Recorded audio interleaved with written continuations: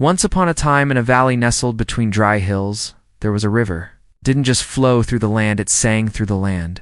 Its song mingled with the wind, its melody nourished the soil. The people of the valley understood that their lives depended on this river. Farmed its banks, drank its water, fished its depths.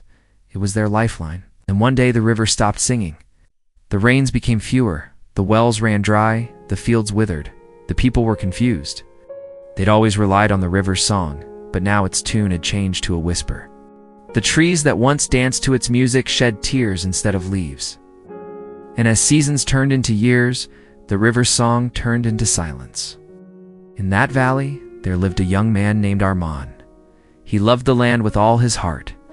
He helped his father plant wheat before the sun woke up and repaired fences after the sun went to sleep. He shared his bread with hungry animals and a kind smile with everyone. He loved his village, its people, and its ancient ways. Yet something inside him yearned for more than tending fields and mending fences. One day, a stranger arrived in the village. His name was Mr. Hattie. He was a teacher who wanted to share the magic of learning with the children. When Mr. Hattie stepped into the village school, he brought with him the scent of distant lands. He spoke of snow-capped mountains, of vast oceans and buzzing cities, of places where deserts bloomed into oases of life. He described a world beyond the valley where people used knowledge to shape their future. Aman, instead of playing with friends or helping his father, stayed back after lessons to talk with Mr. Hadith. He sat at the teacher's feet, soaking in every word like a sponge. Mr. Hadith sensed Armin's thirst for knowledge and gave him worn books filled with tales of faraway lands. In these books, Armin found heroes who defied impossible odds, who changed the course of history. He read about communities that turned deserts into farms, about engineers who tamed wild rivers, about scientists who unlocked the secrets of the cosmos. These stories sparked a fire in his heart. As the dry years dragged on, the villagers packed their bags and left, seeking better lands, hoping for better days. Families who'd lived in the valley for generations uprooted themselves and moved away. Houses emptied, fields lay abandoned, and the river continued its mournful song. The valley, once vibrant, was now a shadow of its former self. Yet through it all, Armand held on. He stayed in the valley, tending to his small vegetable patch, sharing whatever he grew with the few villagers who stayed behind. He cared for his aging parents, consoled weeping neighbors, and buried those who fell ill. While others lost hope, Armand nurtured a different seed, the seed of courage. Every night, under the vast canopy of stars, Armand would gaze up at the celestial expanse, wondering why he was chosen to stay. Why hadn't the river's song faded for him too? What purpose did he have in a dying valley? These questions echoed in his heart.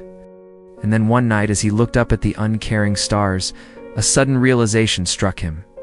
The river might be silent, but it wasn't dead. It was sleeping, waiting for someone to awaken it. The river's song may have faded, but it wasn't lost.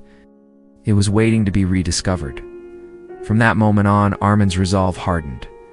He understood that it was his responsibility to revive the river's song, to bring life back to the valley. He couldn't bring back the villagers who'd left, but he could tend to the land and wait for them to return. Perhaps, he thought, maybe it was time to look beyond the valley and find solutions from other lands. The next morning, Armand hurried to Mr. Hattie's house. Over the years, the teacher had collected books on farming, engineering, and nature. Working together, Armin and Mr. Hadith studied ancient techniques for harvesting rainwater, conserving soil, and transforming arid lands into fertile fields. They examined maps of irrigation systems, read about plants that thrive in harsh conditions, and explored stories of communities that had revived dying rivers. They decided to start small. Using old tools and scrap materials, they dug shallow trenches and built small dams to slow the flow of water. They collected rainwater from rooftops and redirected it to thirsty plants. Slowly, a small part of the land began to show signs of life.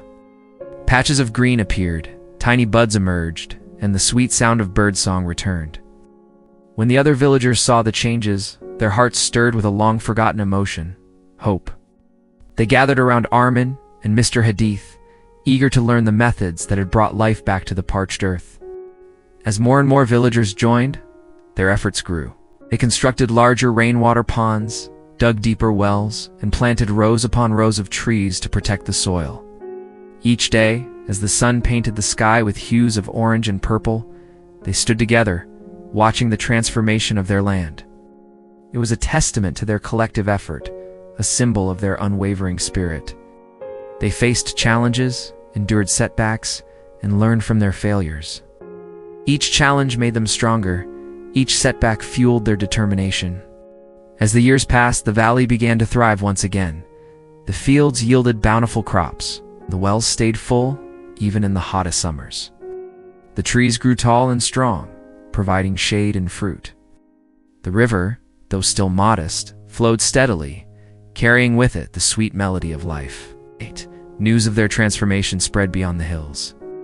People from neighboring villages came to learn how they had turned a dying valley into a thriving community. Scholars and researchers arrived, eager to understand their methods. Journalists documented their story, sharing it with the world, but amidst this success, a new challenge arose. Greed threatened to tear apart the very community that had come together to save their homeland.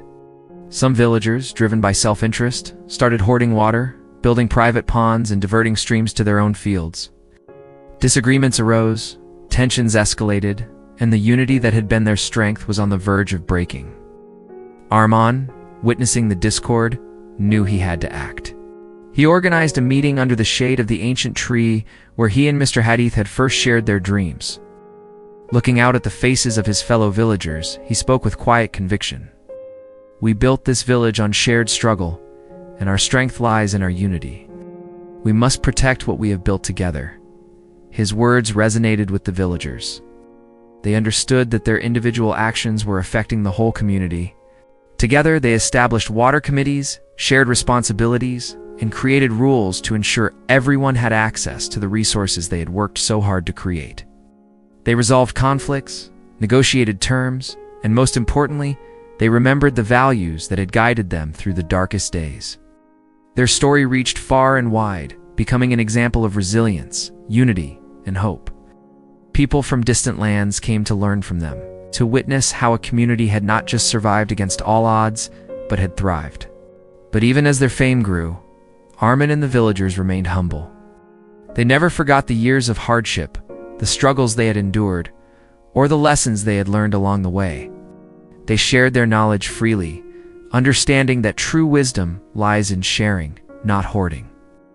Years rolled by like the river in its renewed song. Arman, his hair now streaked with silver, continued to walk the fields, watching the crops grow, the trees bear fruit, and the children play by the river. The river that once sang faintly now roared with life, sang of resilience, of unity, and most importantly, of hope. And so the valley that had faced the threat of death became a beacon of life. All because one young man dared to dream, dared to believe, and dared to act. Dear listener, the story of Arman teaches us that hope isn't just a feeling, it's a verb, something we act into existence. It's about finding strength within ourselves and our communities to face the toughest challenges. Just like Arman, we all have the power to make a difference. Sometimes all it takes is a dream, a little knowledge, and a lot of courage. The world throws all sorts of droughts and floods our way. But remember, true courage isn't the absence of fear, but doing what's right despite the fear.